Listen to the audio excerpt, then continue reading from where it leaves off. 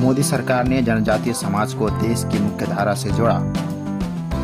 बोले, मोदी की गारंटी के कारण उत्तराखंड की 5 सीटों पर खिलेंगे कमल। प्रिय साथियों, नमस्कार। छत्तीसगढ़ देहरादून प्रधानमंत्री नरेंद्र मोदी जी के नेतृत्व में भाजपा सरकार ने छत्तीसगढ़ को नक्सली ताकतों से मुक्त कराने के साथ साथ प्रदेश के सुदूर अंदरूनी गांव में रहे जनजातीय समाज को विभिन्न कल्याणकारी योजनाओं से माध्यम से देश की मुख्य धारा से जोड़ने का काम किया, जिसके चलते यहां की जनता ने 2023 के विधानसभा चुनाव में भाजपा को प्रचंड बहुमत के साथ विजयी दिलाई। उन्हें पूर्ण विश्वास है कि लोकसभा चुनावों में यहां की जनता एक बार पुनः मोदी जी के केंद्र की बागडोर सौंपने के लिए सुश्री सरोज पांडे को भारी मतों से विजयी बनाएंगे।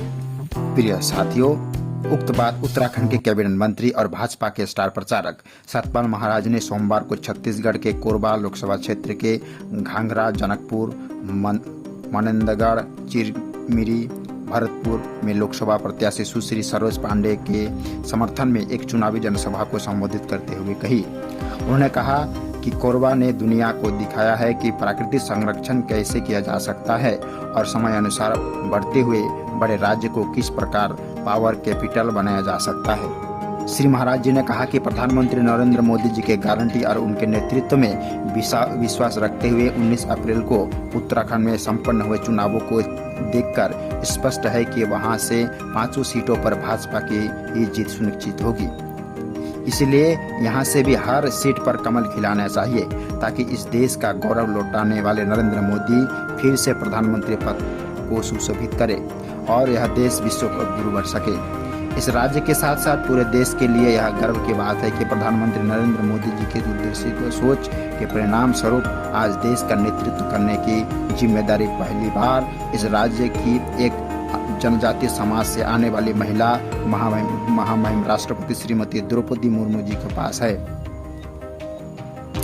आज हमारी सरकार दूरस्थ क्षेत्रों में हमारे आदिवासी बच्चों को श्रेष्ठ गुणवत्ता वाली शिक्षा प्रदान करने के लिए एकलव्य स्कूल स्थापित करने के लिए काम कर रही है। प्रधानमंत्री आवास योजना के तहत हमने प्रधानमंत्री आवास योजना शहरी और प्रधानमंत्री आवास योजना ग्रामीण के तहत राज्य के लोगों के लिए 2,98,664 घरों की मंजूरी दी है। श्री महाराज ने बताया कि जल जीवन मिशन के अंतर्गत कांग्रेस सरकार के अतिक्रमण के बावजूद केंद्र सरकार ने राज्य के लोगों को 13,27,278 हर घर नल के तहत नए कनेक्शन दिए।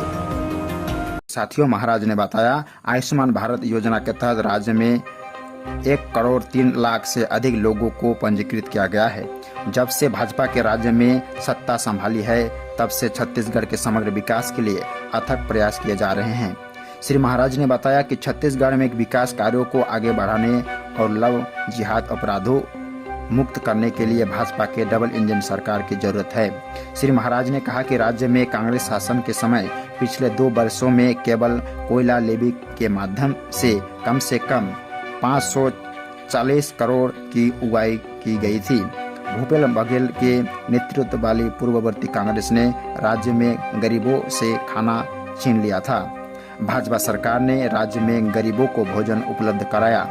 कांग्रेस के शासन में राज्य में बड़े पेंशन पर भ्रष्टाचार, दृष्टिकोण और कानून व्यवस्था को पूरी तरह से ध्वस्त कर दिया गया था।